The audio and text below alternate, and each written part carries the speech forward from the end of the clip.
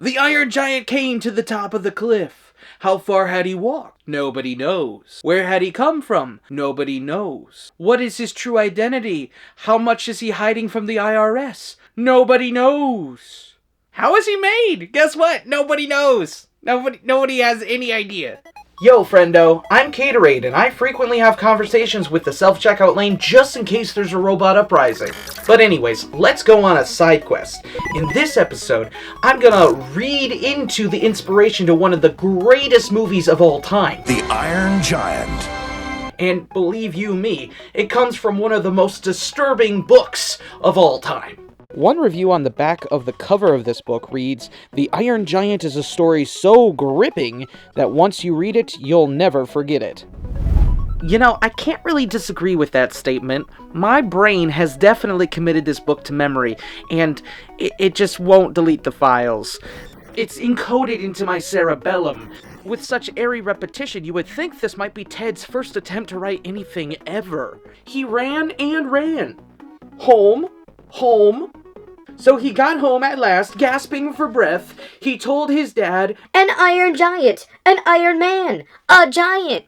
I know this is a kid's book, but I've got a 12-year-old's intelligence, and I'm getting lost in the cycle here. So what even is this book? That's a mighty good question! The original Iron Giant book was called The Iron Man. Hang on a second. Is this the original Iron Man? Did Marvel steal this brilliant work of art for themselves?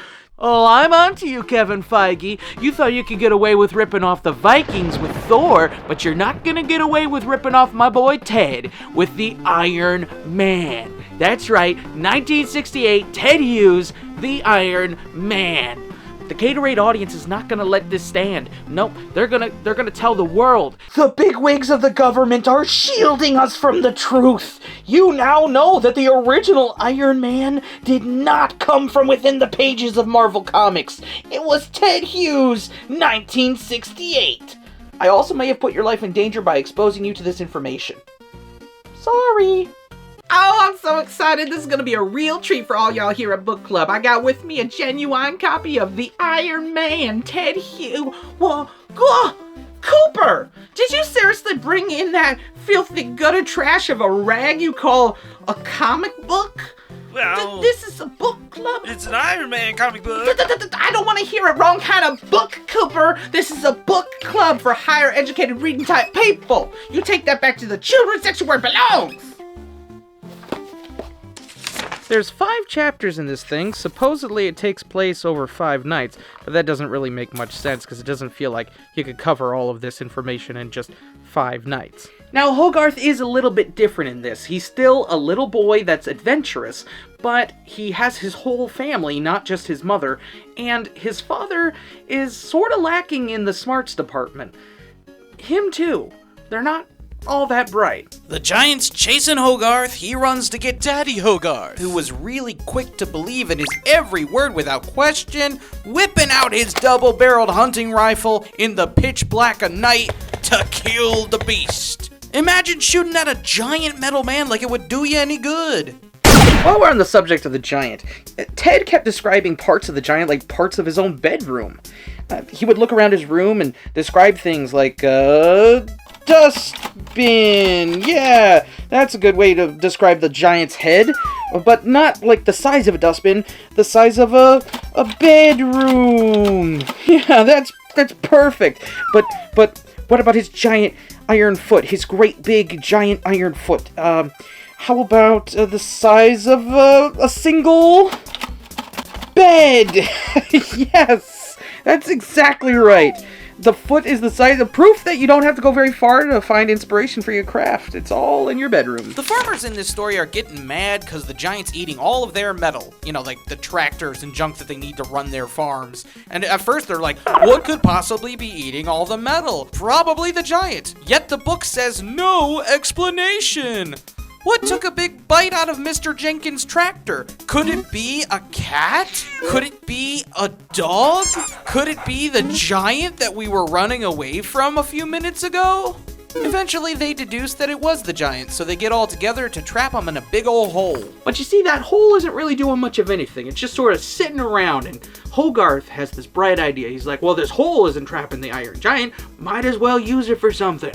So he sets out to trap an itty-bitty fox in this enormous, stupendous, and as the book says, colossal hole. The hole is exactly 3 trees deep, stacked on top of each other. 3 trees of unknown type, classification, there's no understanding what kind of trees these are.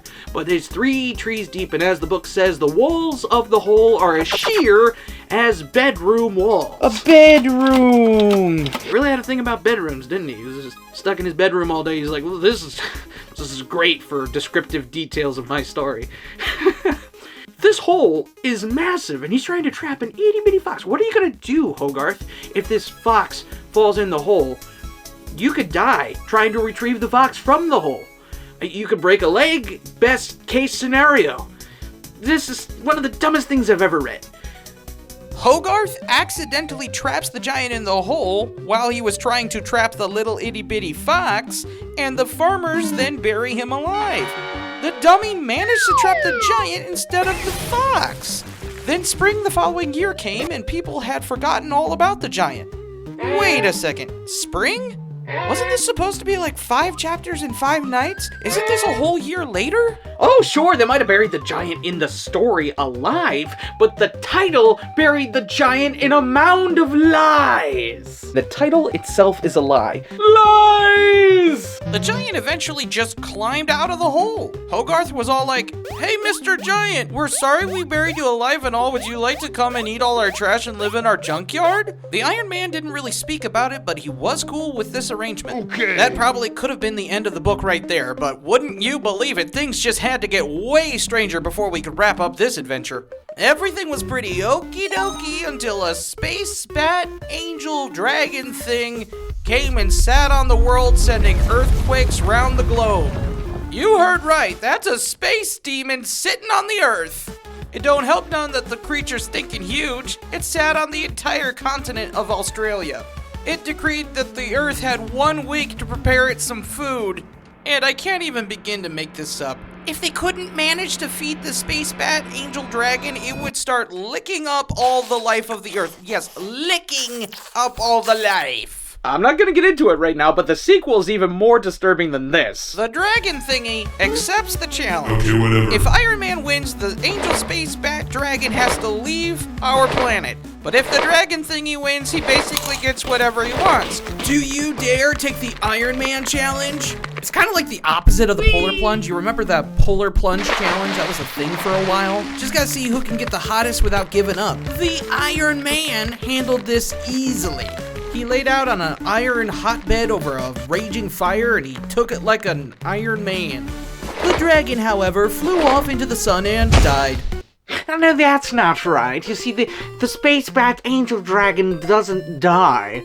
It surrenders because it becomes greatly overheated. If you can't bear to be made red hot like me, then you are weaker than I am, and I have won, and you are my slave. The way he talks is just so eloquent. He can consume all the metal of the universe at this point. He has the Armageddon creature. Now would you believe that all of these events would lead to world peace? So the space bat angel dragon's getting really overheated and he surrenders. And the Iron Man says, from now on you are the slave of the Earth. What can you do? Is there anything you can do for the Earth? And the space bat angel dragon's like, I'm useless, utterly useless. I've never been useful in all my life. I'm a very lazy, good-for-nothing, loaf-around dragon that just floats around in space. I'm here to just be a general nuisance. So I don't know what you want of me. And the Iron Man's like, well, what can you do? Can you do anything? And the space bat angel dragon says, well, all we ever did in space was fly around and sing the songs of the spheres. The spheres? What are the spheres exactly? Are these stars? Is this space music? It's the music that space makes to itself, and the music of the spheres is what makes space so peaceful. And then it's like, well, how did you get so greedy and cruel? And the dragon was super silent for a long time. Like, I don't want to talk about this. And then he was just like, it just came over me. I don't know why. It just came over me. That's how it's written. It repeats itself again. Listening to the battling shouts and the war cries of Earth, I got excited and I wanted to join in. That was the dragon. He's like, whoa, that sounds like fun. I'm bored making the space music. I think I'm gonna go hang out on Earth and cause some trouble.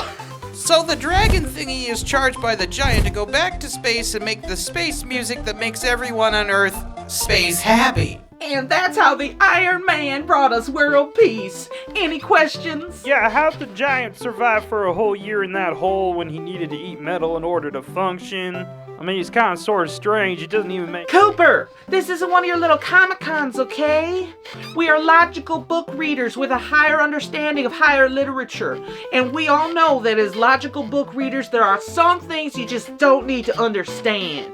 So as I was reading the original Iron Man, Ted Hughes, 1968, not to be confused with so-called Marvel characters of similar titles, I got to thinking, are there other official Iron Man type products? And sure enough, there were.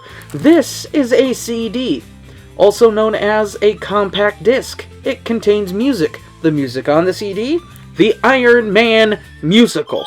Meaning I will continue the Iron Man saga. Yo, friendo, if you're in the mood for more funny reaction, weird commentary side quests just like this one, check out this video right here. It should be somewhat relevant to this video. And if it's not relevant to this video, it's going to be relevant to another video similar to this one. Just, if you're in the mood, there it is. Enjoy. You can go and watch it now if you want. We could just sit around here, but probably enjoy it, so...